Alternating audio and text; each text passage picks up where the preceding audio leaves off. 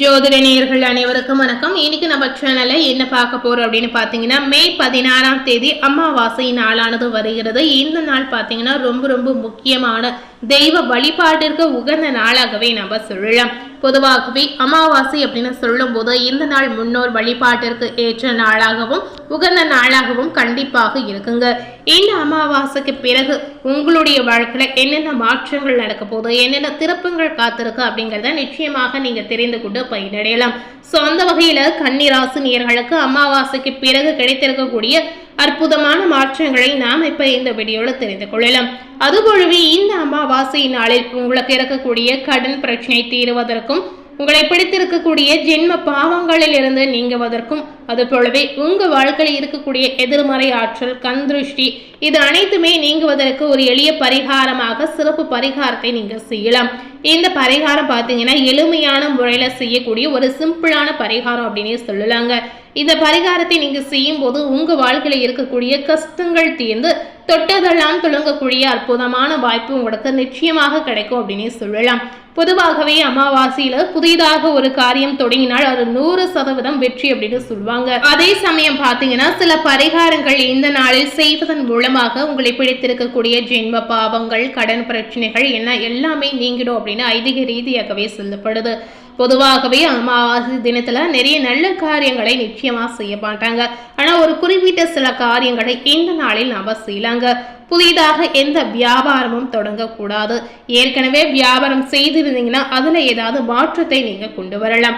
இந்த நாளில் எந்த மாதிரி விஷயங்களை செய்யக்கூடாது அப்படின்னு பாத்தீங்கன்னா, புதிய வீட்டில் பால் காய்ச்சுதல், கிரக பிரவேசம் செய்தல், வரனுக்காக பெண் பார்ப்பது, பந்தக்கால் நடுவது, நிச்சயதார்த்தம் போன்ற இந்த மாதிரி புதிய விஷயங்களை இந்த நாளில் செய்யக்கூடாது அப்படின்னு சொல்றாங்க. ஸோ உங்களை பிடித்திருக்கக்கூடிய ஜென்ம பாவங்கள் நீங்குவதற்கு இந்த அமாவாசை நாளில் என்ன பரிகாரத்தை செய்யணும் அப்படின்னு பார்த்தீங்கன்னா, அமாவாசை தினத்துல பசு மாட்டிற்கு அகத்துக்கீரையும் எள்ளு புண்ணாக்கு வாங்கி கொடுக்கணுங்க.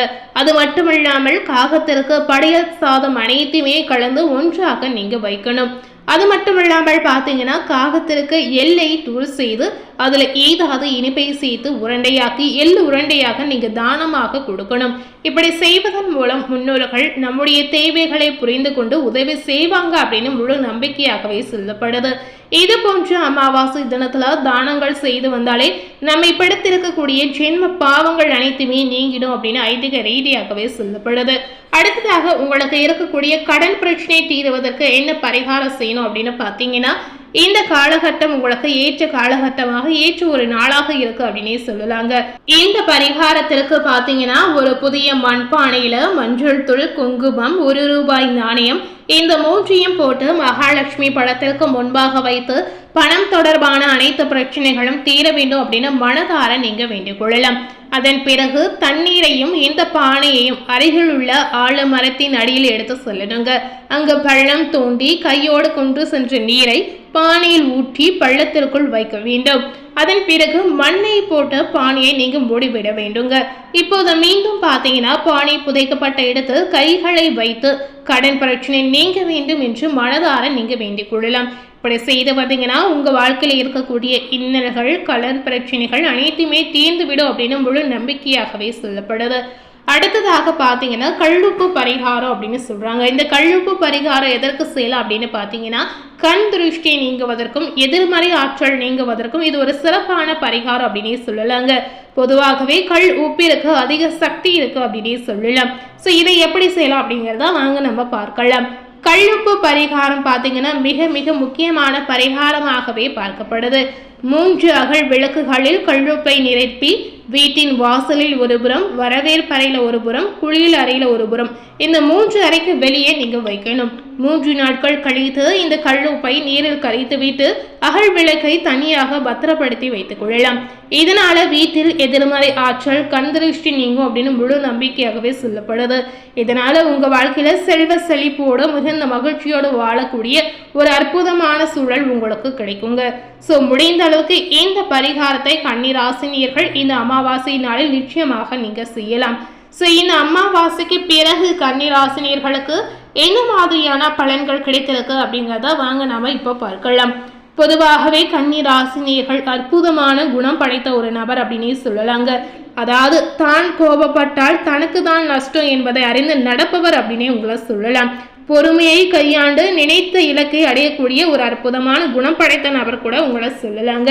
ஸோ கன்னி ராசினியர்களுக்கு நிறைய நல்ல குணங்கள் இருக்கு அப்படின்னு கூட சொல்லலாம். உங்களுக்கு இந்த அமாவாசையினுடைய தாக்கத்தால் பார்க்கும் பொழுது உத்தியோகத்தில் இருக்கக்கூடிய கன்னி ராசினியர்களுக்கு உத்தியோகத்தின் மீது நம்பிக்கை அதிகரிக்கும். சில கன்னி ராசினியர்களுக்கு இந்த காலகட்டத்துல உத்தியோகத்தின் ரீதியாக பிள்ளைகளை பிரிய வேண்டிய சூழ்நிலை உங்களுக்கு உருவாகும். வேலைக்கு செல்லக்கூடிய பெண்களுக்கு வங்கியில் கடன் வசதி கிடைக்குங்க. ஸோ இந்த காலகட்டத்தில் பெண்களுக்கு பார்த்தீங்கன்னா எதிர்பார்த்த விஷயங்கள் நல்லபடியாக நடக்கக்கூடிய ஒரு சூழல் காத்திருக்கு அப்படின்னு சொல்லலாம். எதிர்பார்த்த விஷயம் நடக்கிற இந்த சூழல மிகுந்த மகிழ்ச்சியோடு நீங்க இருக்கலாம். கன்னிராசியில் இருக்கக்கூடிய தொழில் செய்யக்கூடிய நேயர்களுக்கும் சரி, வியாபாரிகளுக்கும் சரி, இந்த காலகட்டத்தில் பார்க்கும் பொழுது சொந்த தொழில் செய்யக்கூடிய நேயர்களுக்கு உங்களுடைய தொழில் வளர்ச்சி பார்த்தீங்கன்னா நன்றாக இருக்கு அப்படின்னு சொல்லப்படுது. அதாவது 2 வகையான துறைகளில் இருந்து உங்களுக்கு லாபம் கண்டிப்பாக அதிகரிக்கும் அப்படின்னு சொல்லலாம். ஸோ தொழில் ரீதியாகவும் வியாபார ரீதியாகவும் உங்களுக்கு எந்த விதத்திலும் பாதிப்பே கிடையாதுங்க. இந்த காலகட்டம் உங்களுக்கு பண ரீதியாகவும் பாதிப்பு கிடையாது. ஸோ மிகுந்த வளர்ச்சி, மிகுந்த முன்னேற்றம், மிகுந்த லாபம், இது 3மே உங்களுக்கு கிடைக்கக்கூடிய வாய்ப்புகள் இருக்கிறது.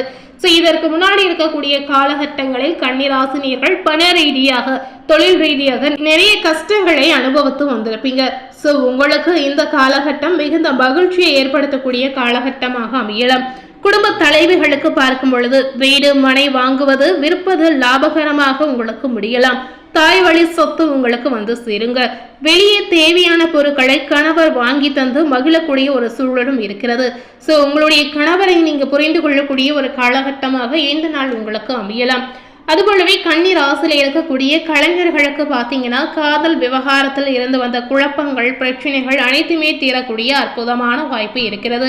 அதுபோலவே நீங்க நினைத்தவாறே குறித்த நேரத்தில் படப்பிடிப்பு நிச்சயமாக ஆரம்பிக்கக்கூடிய ஒரு சூழல் உங்களுக்கு காத்திருக்கு அப்படின்னே சொல்லலாங்க. கன்னி ராசியில் இருக்கக்கூடிய மாணவர்களுக்கு இந்த அமாவாசைக்கு பிறகு பார்க்கும் பொழுது மாணவ மாணவியர்கள் உயர்கல்வியில நாட்டங்கள் உண்டாகும். ஆசிரியரிடமிருந்து பாராட்டுகள் உங்களுக்கு கிடைக்கலாம். தேக ஆரோக்கியம் நன்றாக பார்த்து கொள்வது மிக முக்கியமாகவே சொல்லப்படுது. இந்த நேரத்துல நீங்க என்ன மாதிரி தெய்வ வழிபாடுகளை செய்யணும் அப்படின்னு பாத்தீங்கன்னா, பொதுவாகவே கன்னி ராசினியர்கள் சனி பகவானுக்கு சனிக்கிழமை அன்று எல் தீபம் ஏற்றுவது மிகவும் சிறப்பு அப்படின்னு சொல்லப்படுது. ஸோ முடிந்த அளவுக்கு இந்த மாதிரி பரிகாரங்களையும் தெய்வ வழிபாடுகளையும் நிச்சயமா நீங்க செய்யலாங்க.